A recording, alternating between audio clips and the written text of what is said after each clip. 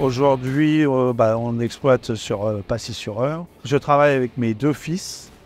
On a une partie ERL, SCEA qui sont une partie agricole à nous, et une autre partie ETA où on fait de l'entreprise prestation de services intégrale. Voilà.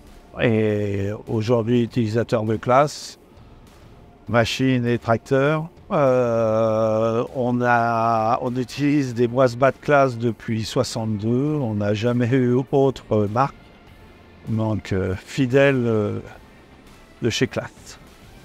Alors, nous, au niveau surface, on bat autour de 1000 hectares avec une seule machine qui est la 8009.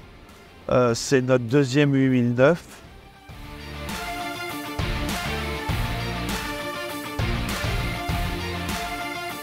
On a eu les prémices du CMOS, nous, avec la 780, où le CMOS était une aide à la conduite, mais n'était pas performant comme aujourd'hui peut l'être le nouveau CMOS, avec leur système de caméra et tout ça, qui est quand même assez étonnant et phénoménal. Alors, le CMOS, aujourd'hui, il sert en permanence. Mais quand je dis en permanence, c'est en permanence parce qu'il optimise vraiment les capacités de la machine au maximum. Il est en perpétuel au travail et en plus il est d'une simplicité d'utilisation. Vraiment, je pense que vous avez simplement à préciser l'état de la culture, si elle est verte, si elle n'est pas verte, si elle est verte, si elle n'est pas verte, si elle est sale. Enfin, toutes les caractéristiques que l'on peut trouver sont déjà réfléchies, intégrées à la machine. Et il suffit simplement de préciser quel poste vous voulez améliorer et le CMOS travaille. Et après, c'est lui qui règle les grilles, le batteur, les rotors, les vents. Et perpétuellement, il s'adapte à la culture, au terrain, puisque nous, on a beaucoup de veines de terre. Et franchement, il y a des gros changements et il s'adapte, il optimise chaque partie. Il vous fait un rendu superbe avec une qualité, une propreté de battage relativement exceptionnelle. On ne ferait pas mieux, l'humain n'est pas capable de faire ce qu'il est capable de faire. Franchement, il optimise la machine au maximum.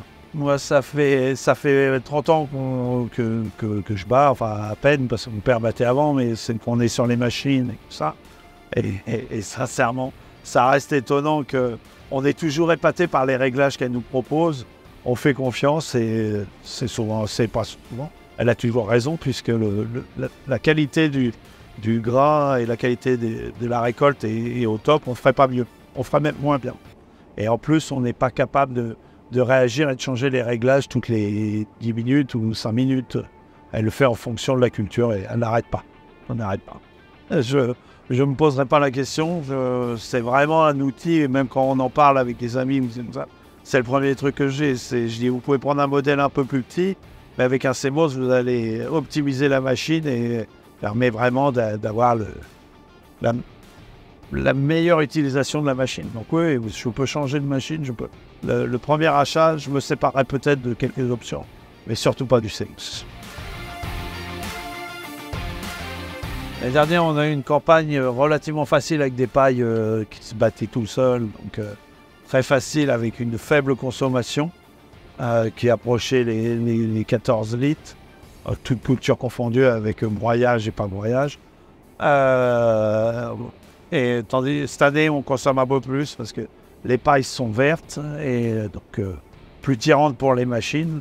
On va approcher les 18 litres, mais bon, ça reste une consommation. On a connu avec d'autres modèles de chez Class, avec un autre motoriste ça consommait beaucoup plus, quoi.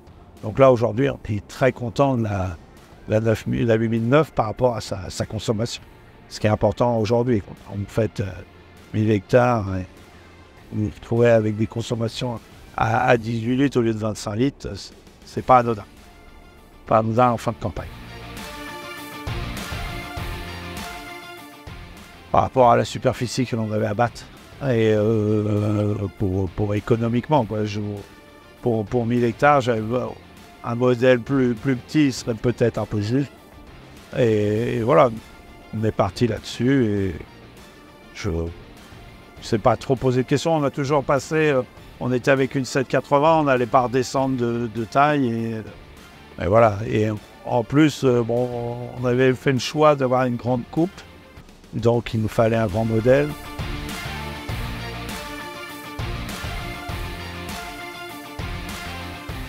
Franchement, la classe pour moi, c'est la performance, la fiabilité. Et voilà, que je conseillerais une classe. Ça. Et je pense ne pas prendre de risque entre cette classe.